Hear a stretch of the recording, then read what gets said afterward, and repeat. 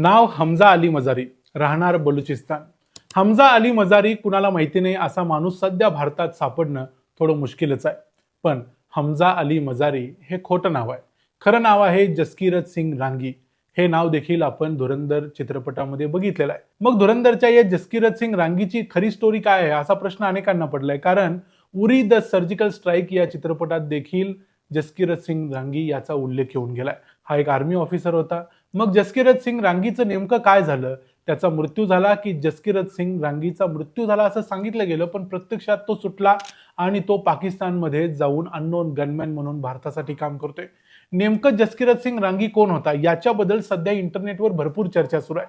धुरंधर 2 चा जेव्हापासून ट्रेलर आलाय त्यामध्ये रिव्हेंज बद्दल दाखवले गेले, अनेक गोष्टी दाखवल्या गेल्या आहेत. त्यामुळं या चर्चेंना आता सध्या ऊत आलाय. त्यामुळं काय थिअरीज आहेत ज्याच्या आधारे आपण सांगू शकतो की जसकिरत सिंग रांगीची खरी स्टोरी काय हे शोधण्याचा आम्ही देखील प्रयत्न केला आणि त्याच्यातून खरा इतिहास आणि चित्रपटात दाखवलेल्या गोष्टी याच्यानुसार काही गोष्टी आम्हाला लक्षात आल्या, त्या आम्ही तुम्हाला या व्हिडिओमध्ये सांगणार आहे. मी आहे रणजित यादव आणि तुम्ही पाहताय द मराठी बाणा. धुरंधर 2 चा ट्रेलर तुम्ही बघितला असेल. या ट्रेलरमध्ये स्पष्ट दिसतंय की तरुणपणाचा जसकिरत सिंग रांगी जो हमजा अली मजारीचा अगोदरचा अवतार आहे, तो आपल्या हातात करवत घेऊन, कधी शस्त्र घेऊन, इतर काय काय बंदूक घेऊन एका घरात घुसलाय आणि तिथं जाऊन तो अनेक लोकांचा अतिशय ब्रुटली खून करतोय, त्यांना मारण्याचा प्रयत्न करतोय. बीस्ट मोड ऑन असं तिथं लिहिलेलं दिसतंय. या सगळ्यामधून एक लक्षात येतंय की जसकिरतच्या घरावर कुणीतरी हल्ला केला होता.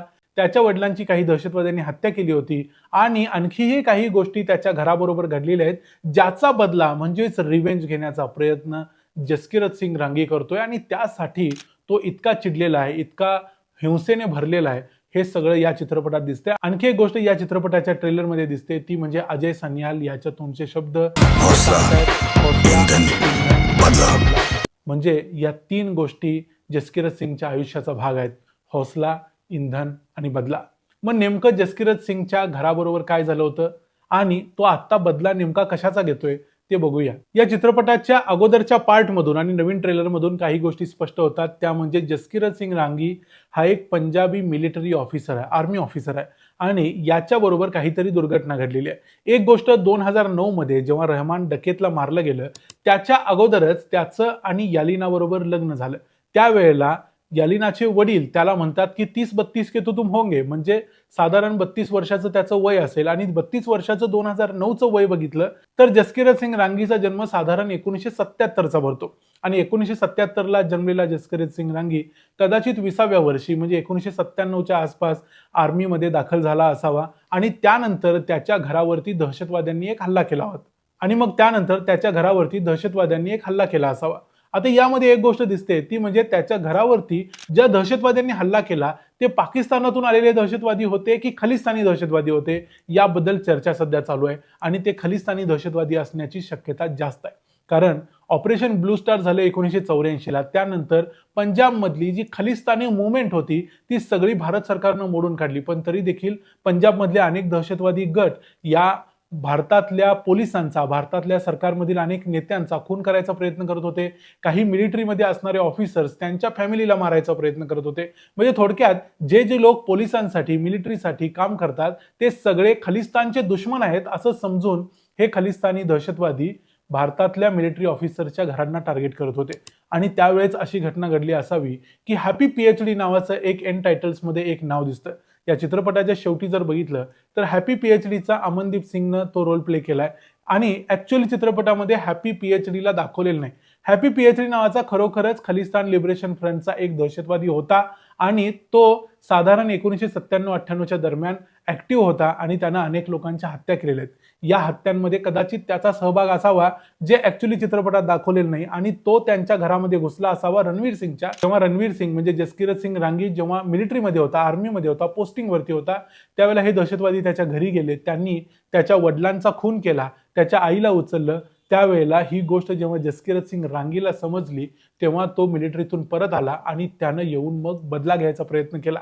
आता हा हॅपी पीएचडी नावाचा जो खराखुरा दहशतवादी होता त्याचा मृत्यू 2020ला पाकिस्तानमध्ये झालाय. म्हणजेच काय, या खलिस्तानी दहशतवाद्यांची पाकिस्तान बरोबर लिंक होती हे स्पष्ट होतंय. म्हणजेच रणवीर सिंग म्हणजे जसकिरत सिंग रांगी हा फक्त स्वतःचा बदला घेत नाहीये तर तो स्वतःच्या बदल्याबरोबर भारताचा देखील बदला घेतोय.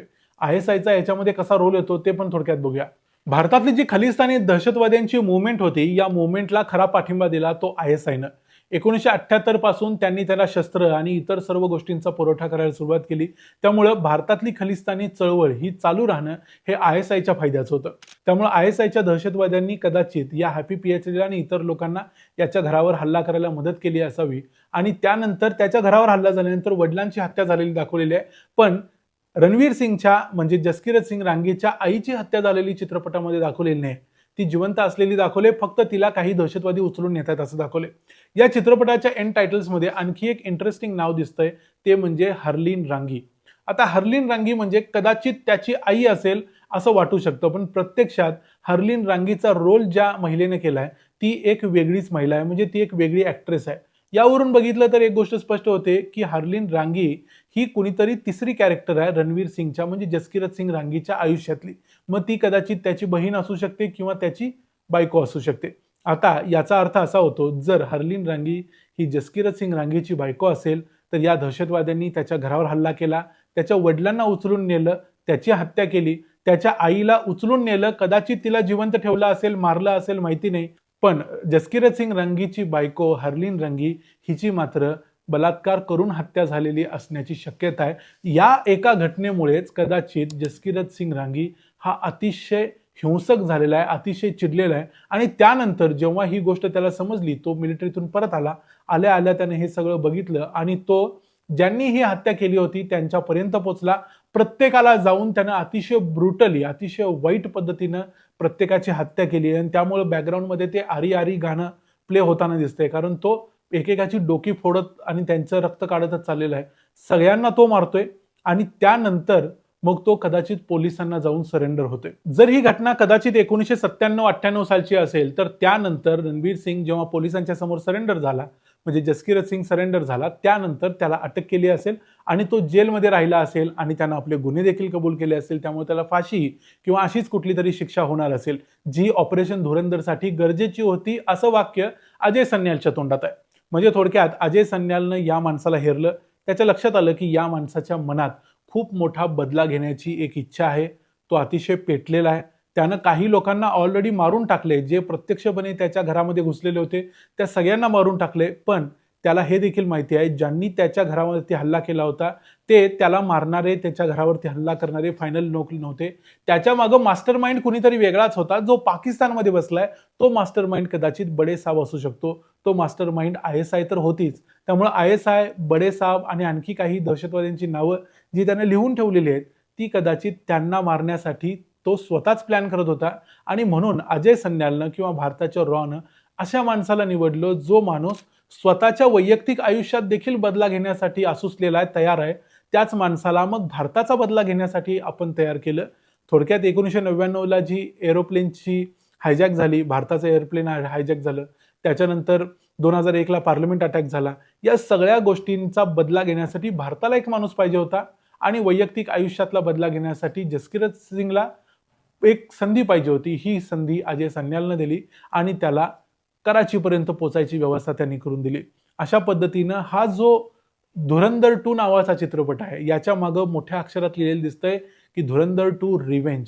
हा रिव्हेंज फक्त भारताच्या विरुद्ध ज्या कटकारस्थानं ISIने केली, पाकिस्तानने केली, त्याचा रिव्हेंज म्हणजे बदला नाही आहे, तर हा बदला आहे जसकिरत सिंग रांगी या व्यक्तीच्या वैयक्तिक आयुष्यामध्ये घडलेल्या घटनांचा देखील. आणि या दोन्ही घटनांच्या मागे ज्या शक्ती आहेत त्या एकच आहेत. म्हणून जसकिरत सिंग रांगी इतका पेटलेला आहे आणि तो हे सगळं मिशन आपलं स्वतःचं मिशन आहे असं समजतोय. ज्या ज्या वेळेला 26/11चा हल्ला दाखवला त्यावेळेला त्याच्या आई वडिलांची त्याला आठवण येते. ज्या पद्धतीनं आपल्या आई वडिलांना मारलं हे देखील त्याला आठवतं. या सगळ्यावरून एक लक्षात येतं की भारताचा बदला आणि जसकिरत सिंग रांगीचा बदला हे एकमेकांशी जोडलेले आहेत आणि तो बदला या धुरंधर 2 मध्ये कंप्लीट होणार आहे. जेवढ्या गोष्टी आम्हाला लक्षात आल्या किंवा समजत होत्या किंवा इंटरनेटवर वेगवेगळ्या ठिकाणी ज्याच्याबद्दल अनेक थिअरीज लोकांनी मांडलेल्या आहेत, त्यावरून आपण इथपर्यंत माहिती जसकिरत सिंग रांगीची सांगू शकतो. या पलीकडे तुम्ही काही ऐकलेलं असेल, तुम्हाला काही नवीन माहिती असेल तर देखील आम्हाला जरूर सांगा. धुरंधर 2 आल्यानंतर 18 तारखेला प्रिव्ह्यूमध्ये बऱ्याच लोकांना बऱ्याच थिअरीज कळतील, बऱ्याचशा गोष्टी स्पष्ट होतील. पण त्या अगोदर या गोष्टींच्याबद्दल चर्चा करायला काय हरकत आहे. व्हिडिओ कसा वाटला ते आम्हाला कमेंट्समध्ये जरूर सांगा. व्हिडिओ आवडला असेल तर व्हिडिओला लाईक करायला विसरू नका. चॅनलला सबस्क्राईब करा. पुन्हा भेटू पुढच्या व्हिडिओमध्ये. तोपर्यंत पाहत राहा द मराठी बाणा. जय हिंद, जय महाराष्ट्र.